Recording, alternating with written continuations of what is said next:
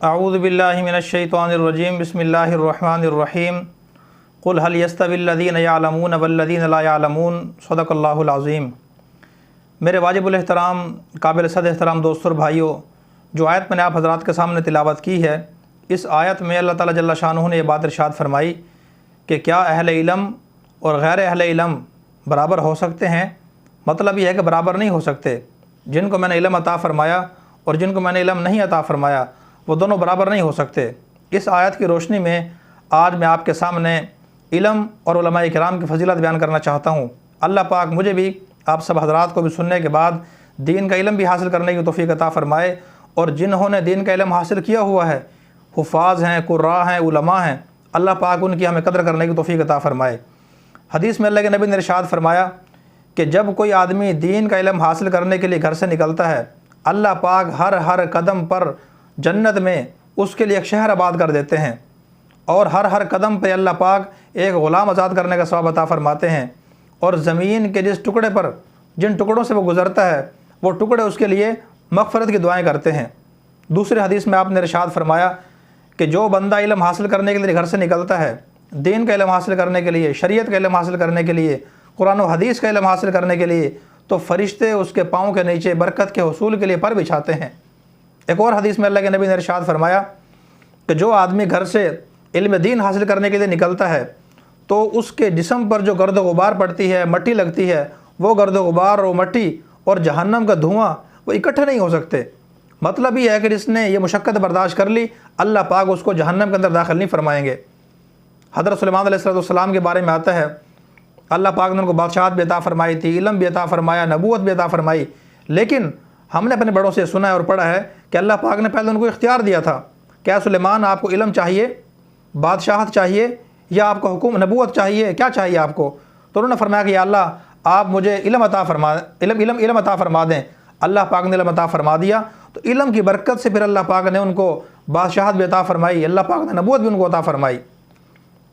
एक और हदीस में अल्लाह के नबी ने इरशाद फरमाया कि हर रोज़ 1000 रहमतें आसमान से नाजिल होती हैं, जिनमें से 999 रहमतें उलमा और तलबा पर तकसीम की जाती हैं, और बाकी जो है अवाम उन्नास पर तकसीम की जाती हैं। एक और हदीस में अल्लाह के नबी ने इरशाद फरमाया कि जो आदमी किसी आलिम को सहारा देता है, उसके बुढ़ापे की वजह से, थकावट की वजह से, दुख तकलीफ़ की वजह से, बीमारी की वजह से, माजूरी की वजह से उसको पकड़ के चलाता है, अल्लाह पाक हर कदम पर एक ग़ुलाम आज़ाद करने का सवाब अता फ़रमाते हैं। और जो आदमी किसी आलिम की पेशानी का, सर का बोसा लेता है, तो उसके एक एक बाल के बदले अल्लाह पाक उसको नेकी अता फ़रमाते हैं। कितनी बड़ी मेरे दोस्तों फजीलत है, कोई मामूली सवाब तो नहीं है। और जो आदमी किसी आलिम की सोबत में बैठता है, उसका बैठना ऐसा है गोया कि वो किसी नबी की सोबत में बैठा है। आलिम से मुसाफ़ा करना ऐसा है गोया कि उसने नबी से मुसाफ़ा किया है, अम्बिया से उसने मुसाफ़ा किया है। जिसने आलिम की ज़ियारत की, उसकी मिसाल ऐसी है जैसा कि उसने नबी की ज़ियारत की। एक और हदीस में अल्लाह के नबी ने फरमाया, कल क़यामत के दिन हदीस में आता है कि जो आम उम्मती होंगे, प्यासे होंगे अल्लाह के नबी के उम्मती, वो सारे के सारे, वो भी और उलमा भी, अल्लाह के नबी के झंडे के नीचे जमा होंगे। लेकिन आम लोगों को हौज़ कौसर से पानी फरिश्ते पिलाएंगे अल्लाह के नबी के हुक्म की वजह से, लेकिन जो उलमा होंगे उनको आप सल्लल्लाहु अलैहि वसल्लम खुद पिलाएंगे। कितनी बड़ी फजीलत है। इसी तरह एक और हदीस में आपने इरशाद फरमाया कि जब किसी आम आदमी से अल्लाह ताला खुश होते हैं, तो जन्नत के अंदर उसके लिए एक मकान बना देते हैं, लेकिन जब किसी आलिम से अल्लाह पाक खुश होते हैं, तो उसके लिए जन्नत में अल्लाह पाक एक शहर आबाद कर देते हैं। जैसे दुनिया के अंदर बड़े बड़े नवाबों की रियासत होती है, रियासतें होती हैं, इसी तरह जन्नत के अंदर भी अहले इल्म यानी उलमा की अपनी अपनी रियासतें होंगी। इसी तरह एक और हदीस में आपने इरशाद फरमाया, अल इल्म नूरुन, इल्म नूर है, रोशनी है। रोशनी मेरे दोस्तों सूरज की भी होती है, लेकिन सूरज की रोशनी में और अहले इल्म यानी उलमाए किराम के जो इल्म है उसकी रोशनी में फ़र्क है। सूरज दिन को रोशनी देता है, रात को रोशनी नहीं देता, और लेकिन आलिम का जो इल्म है वो दिन को भी रोशनी देता है, रात को भी रोशनी देता है। जो भी हासिल करना चाहे उलमा से, इल्म हासिल करना चाहे, उलमा उनको सिखाने के लिए तैयार रहते हैं। और सूरज दूसरा फ़र्क ये है कि सूरज की रोशनी जो है, सूरज जो है चंद घंटे के लिए निकलता है, रात को वो गुरूब हो जाता है, लेकिन आलिम दिन को भी उम्मत को मसाइल सिखाने के लिए, इल्म सिखाने के लिए, कुरान और हदीस सिखाने के लिए तैयार बैठा रहता है, और दिन को भी सिखाता है, रात को भी सिखाता है। तो इसलिए इल्म की रोशनी में और सूरज की रोशनी में फ़र्क है। इसी तरह आपने इरशाद फरमाया अना बुइस्तु मुअल्लिमा, कि मुझे मुअल्लिम बना के भेजा गया है। एक और हदीस में आपने इरशाद फरमाया नौमुल उलमा इबादा, कि उलमा का सोना भी इबादत है। एक और हदीस में आपने इरशाद फरमाया फ़ज़लुल आलिमी अदल आबिदी के फ़ज़ली अला अदनाकुम, कि आलिम की फ़जीलत एक इबादत गुजार पर इसी तरह ही है जिस तरह कि मेरी फ़जीलत तुम में से अदना पर अदना साबी पर है। एक और हदीस में आपने इरशाद फरमाया फ़कीहुन वाहिदुन अशद्दु अला शैतान मिन अल्फ़ि आबिद, कि एक फ़कीह जिसको दीन की सही समझ हासिल हो, शरीयत का आलिम हो, माहिर हो, वो 1000 इबादत गुजारों पर जो है वो शैतान पे भारी होता है। यानी 1000 इबादत गुजारों को बहकाना, उनको फिसलाना, उनको गुमराह करना शैतान के लिए आसान है, लेकिन एक आलिम को, एक फ़कीह को जिसके पास शरीयत का इल्म है, उसको गुमराह करना, उसको फिसलाना शैतान के लिए बहुत मुश्किल है, इसलिए कि उसने शरीयत का इल्म पढ़ा होता है। एक और हदीस में आपने इरशाद फरमाया किसी आलिम की सोबत में बैठ जाना कुछ देर के लिए, किसी फ़कीह की सोबत में बैठ जाना कुछ देर के लिए जिसने दीन के अंदर महारत पैदा की हुई हो, आपने इरशाद फरमाया कि उसके पास बैठना वो 60 साल की इबादत से अफजल है, 60 साल की इबादत से अफजल है।